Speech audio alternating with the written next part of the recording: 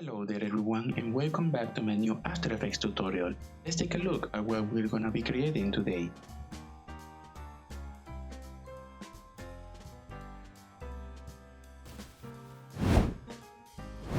Alright, here we are inside of After Effects. Now to get started, let's create a new composition. Let's make it 1920 by 1080 and make it last 5 seconds, 30 frames a second. And we're gonna name this Matte Logo Reveal and click OK. Now let's create a background. We go to the Layers panel, right click and choose New Solid. And we're gonna name this solid BG and make it white. Click OK. Now in order to create the transparent logo reveal we saw in the preview, we need to matte this background with the logo itself. So let's import our logo by going to Import, File on the Project panel. Let's choose our logo and now let's bring it into the composition. There it is, and it's already centered, so convenient. Now let's pre-compose this logo so that way we can use any logo we want by just replacing the logo in the pre-composition. So let's right click, pre-compose, name this logo, and leave all attributes in Matte Logo Reveal. Now there we have it, there we have our logo, pre-composed and ready to go. Now the way this animation works is that we're gonna hide the solid in the area the logo is in. We can do so by using alpha mattes.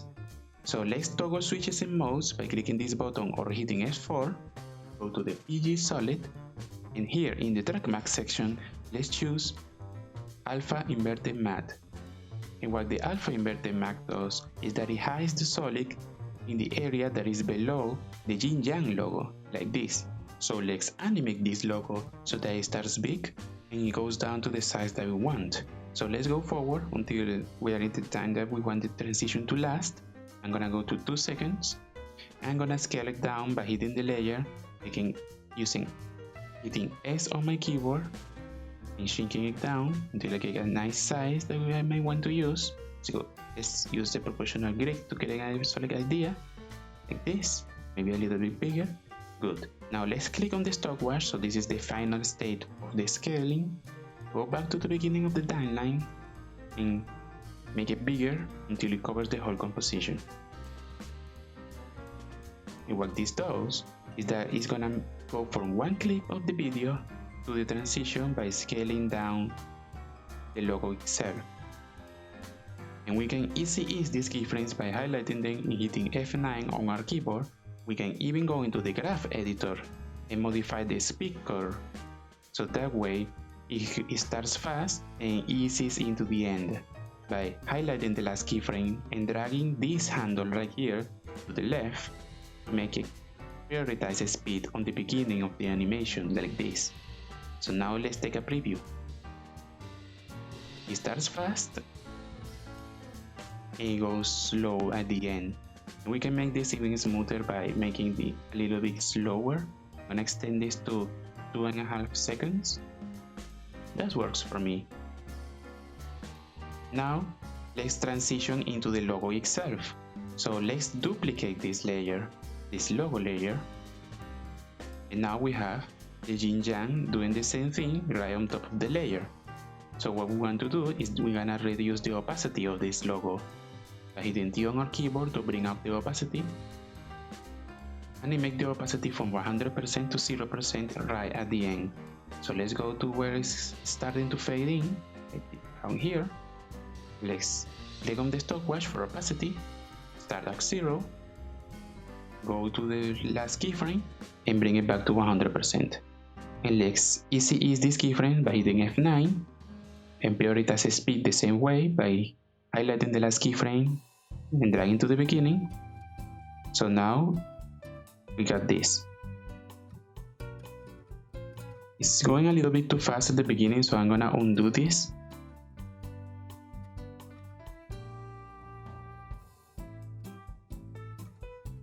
There we have it. It's the reveal that we wanted. So now let's actually make the logo animation itself. The way I'm gonna do this is move up the logo so that way it reveals the text and make it spin around with async graphics around it. So let's move forward maybe until 3 seconds. Hit P on our keyboard to bring out the position. Let's go back to the beginning. Click on the stopwatch for position. Go forward until we want the transition to the animation to end. And move this up a little bit. Or also, you want to trim this other logo composition at this point, so that way it doesn't show up anymore. You can do so by holding Alt or Option on our keyboard and hitting right bracket. So now there is nothing behind this logo by this time. So it goes forward like this. It moves up a little bit.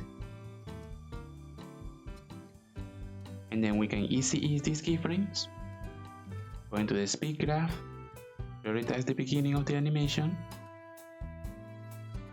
So now we got this. And we can make it even better by animating also the rotation. Starting at 0 degrees, I hit R on my keyboard to bring out the rotation options. Click on the stopwatch, go to 3 seconds, rotate it once, and easy ease these keyframes and modify the speed graph as well. Now let's take a look. I can limit my work area by hitting B and N on my keyboard for the beginning and the end, so that way I can just preview this part. Looks pretty nice, and we can even motion blur it, but I think maybe we need this to be a little bit slower. Maybe move up a little bit further. So let's go to the last keyframe position, move it up a little bit more, sort of like this, maybe make it a little bit slower, make the rotation slower as well. So now we got this, much better. And we can enable motion blur by going back to the switches and modes by hitting S4 and clicking motion blur. So now it has motion blur in the movement. Really nice. Now let's create the text. Going to pick the text tool and start typing. Toho project. I like this font, but for this case, and just to keep things similar to the example, I'm gonna go and use Ninja Garden font. This is a free font. I'm gonna leave a link in the description so you can also download it. I'm gonna use it in the condensed format. I'm gonna go to the line panel and align it to the middle, and maybe find out where I want this to be by the end of the animation, maybe around here. Yep, that's where I want it. I'm gonna highlight the project word. So there is our text. Now let's animate this text so it shows up alongside this yin yang animation. And I'm gonna do so by also using math. So I'm gonna pick up the rectangle tool, and I'm gonna use this rectangle tool to hide this text and reveal it the same way I did with the background. I'm gonna draw this solid. I'm gonna make it black so we can see it. I'm gonna draw this shape layer, around the text. Is about the text. I'm gonna name this math. I'm gonna go back to the other mouse, and I'm gonna go into the track map and choose alpha inverted math. So now the text is hiding behind the shape layer. The way we can reveal it is by highlighting the shape layer. Let's move the anchor point to the top of the layer using the pan behind tool and clicking and dragging it, so that way we can scale it vertically from the top. Hit S to bring up the scale, unlink the properties. Let's animate this by clicking the stopwatch to create a keyframe, go to the finish of the animation, and reduce the vertical size all the way to 0%. And let's highlight this keyframe, easy ease them, go into the graph editor, drag the curve to the beginning, and let's preview what we have so far. Perfect. It's looking really nice and has the same pace as the movement of the ball. Now we got our text. Now let's create some accent motion graphics, like those lines we saw in the preview. To create those lines, I'm just gonna pick up my pen tool, make sure I have a stroke, make sure I have no fill, and I'm just gonna draw using the pen tool those lines that we saw in the beginning. So I'm gonna create a point, drag these handles, which is gonna create a curve, create another point and drag it. So we got these handles right here. Create another point and create the core like this. And finally, maybe move this angle a little bit like this so it looks a bit more fluid. Maybe make another one around here so that way I can go back to the selection tool and select this layer and move it around so that way it starts and ends in the same screen like this. And there we have it. We got our line. Now I'm gonna duplicate this line by hitting Ctrl or Command D on my keyboard. I'm gonna drag the duplicate line below. I'm gonna right click it, go into transform, click horizontally, and also flip vertically. And reposition this. So now we got two lines going like this in unison. So now let's animate these lines so they get trimmed and go around the screen like we saw in the preview. We highlight the line, go into the contents, click Add, Trim Path. Now let's go into the trim path and let's animate the start and the end so that way it goes around side our animation. I'm gonna go to the first keyframe. I'm gonna make this trim path. Let's animate the start for this one because this is the bottom one. So it starts from 100%. Click on the stopwatch, go to the next keyframe, and go back to 0%. And now I'm gonna go a little bit after the start begins. I'm gonna animate the end so that way that portion gets cut off and goes forward by itself. Now, so I go a little bit after the final keyframe and animate the end all the way to 0%.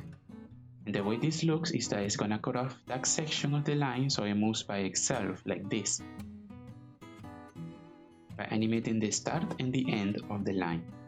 So I'm gonna, to make this look better, hit F4, pick motion blur, easy ease these keyframes, go into the graph editor and drag the handle so it starts fast. So it goes faster around the middle. We can also modify the left keyframes. So we got like a ramp up, ramp down, like this. Looks really nice to me. So now let's highlight these keyframes, hit Ctrl or Command C on my keyboard to copy them. Let's go into the other line, the shape layer 1. Let's add a trim path just like we just did. Go back to the keyframe, to the 10 area that I want to start animating on. And let's highlight the trim path and hit Ctrl or Command B on my keyboard to paste the keyframes. So now I got the exact same animation like this. And because it's flipped, it's going on the opposite direction. So this is basically ready. Just hit the motion blur and there we go. We got our lines going across the screen. So now let's create those circles that we saw exploding, those accent flourishes that we saw. So I'm gonna go Helix tool, click and drag, hitting shift to create the circle. Make sure I have a fill. I click in here and enable the fill. I'm gonna make this one the same color as the typeface. I'm gonna disable the stroke and there we have my circle. I'm gonna center the anchor point just to make sure because we are gonna be scaling around things. And now let's animate the scale. By highlighting the layer, hitting S on our keyboard to bring up the scale. I'm gonna go back to the beginning of the animation. Click on the stopwatch, go down to 0, move forward a few frames, and go back to 100%. And just like before, I'm gonna easy ease these keyframes. So now it goes from 0 to 100% like this.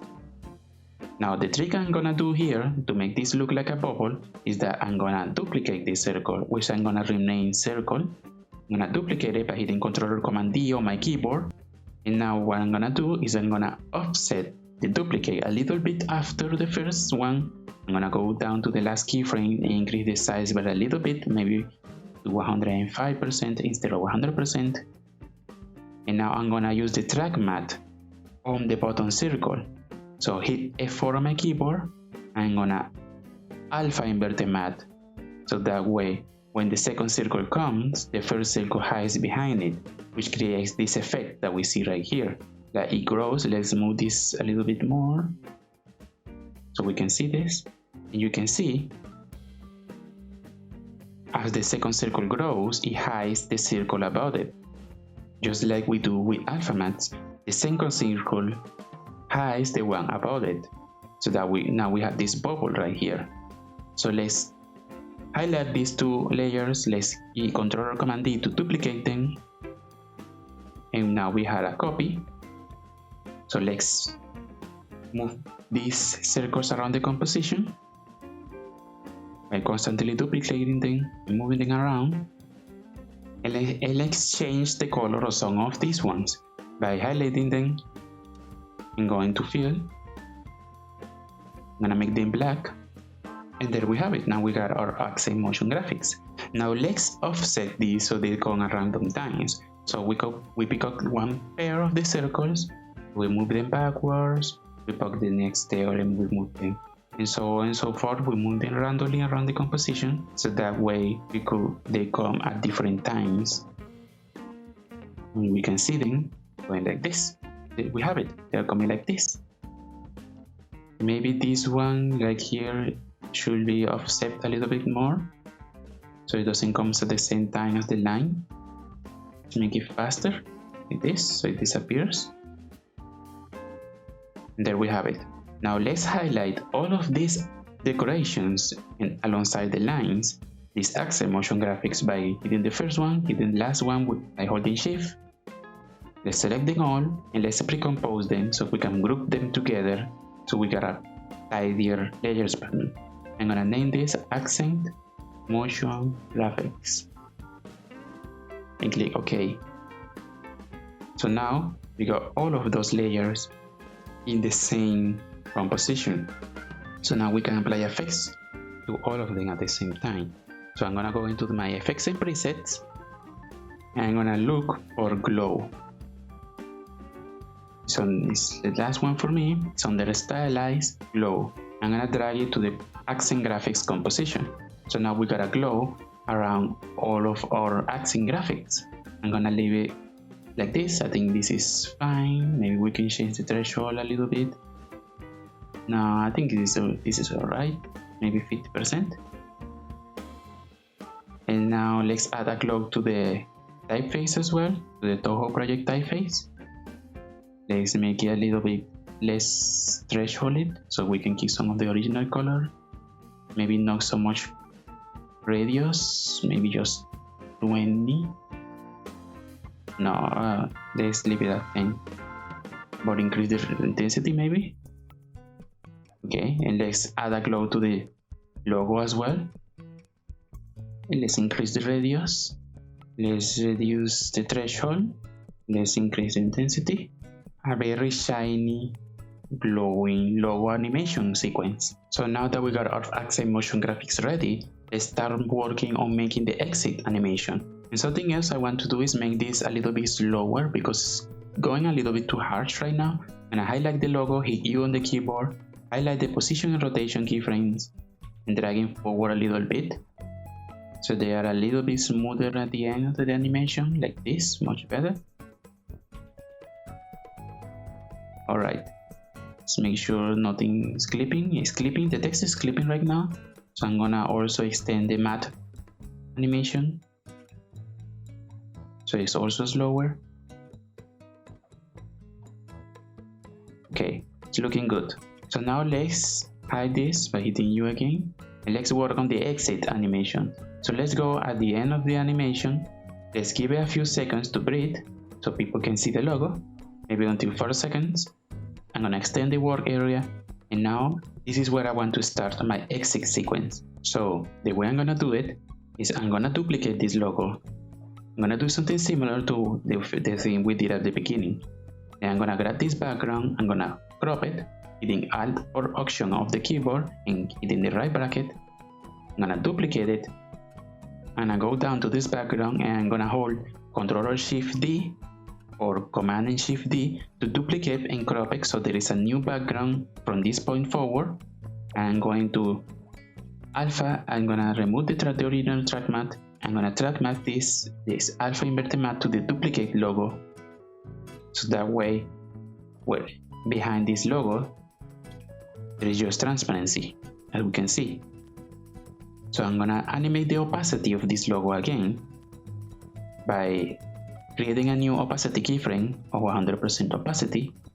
going to the end of the timeline, going down to 0%, so that way it fades out like this, creating this transparency effect that is gonna show the footage below it.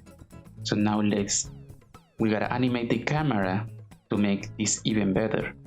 So what I'm gonna do is I'm gonna toggle switches and modes, all of the layers. I'm gonna click on this button right here to make them 3D layers. So now I'm gonna right click, hit new camera. I'm gonna make a camera that is gonna move in 3D space. So we can go in the transparency right there. I'm gonna create a new null object, and what a null object does is that allows you to pair the camera to it, so that way you can move the object instead of the camera itself to make it even easier to animate. So I'm gonna make the null object 3D. I'm gonna parent the camera to the null object. Now I'm gonna go into the null object's position by hitting P on my keyboard. I'm gonna keyframe this because this is the initial position. I'm gonna go to the end of the timeline and I'm gonna move this around and the camera is gonna follow it. As we can see, I'm gonna move the Y position to be in the middle of the yin yang. I'm gonna move the Z position to zoom in.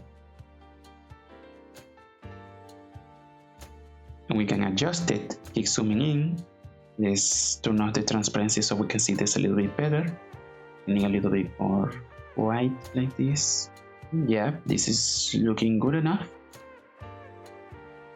Like this. So now the camera is inside the transparency or inside your second clip. Let's ease these keyframes. And let's make it so it starts slow and goes fast as the animation goes on. So like the camera accelerates. Let's render it. So I have rendered it out and we can see our animation is complete. It's completely transparent, so you can place it on top of any footage in a non-linear video editor to use it as a nice intro, outro, or transition. In order to make sure this works, when you can export it as a RGB plus alpha file by going into File, Export, Add to Render Queue, go into the format settings, and you can use either AVI or QuickTime and choose RGB plus alpha. That way, when you render it out, it's gonna keep the alpha channel and the transparency, so that way you can use it on top of any footage as part of your videos. You can add some sound effects as well using royalty-free sounds. I'm gonna put this project file in the description down below, so you can download it and play around with it, maybe put your own logo, and the way you do that is you go into the logo layer and you replace this PNG by clicking and dragging another logo. You can go to File, I'm gonna import this YouTube logo, I'm gonna click and drag it and hold Alt or Option on my keyboard to replace the footage. So it's not gonna look good right now, but the animation is basically the same, like this, as you can see. So you can use any logo, you just have to tweak it a little bit. So feel free to play around with that, with the project file in the description. So if you wanna keep polishing your After Effects skills, just subscribe and hit the bell icon so you get notified whenever I release a new video. I'm gonna be releasing daily After Effects tutorials every single day, so make sure to follow me on social media, maybe get some updates, some quick previews from my Instagram. And thank you so much for watching, and I see you all on the next video.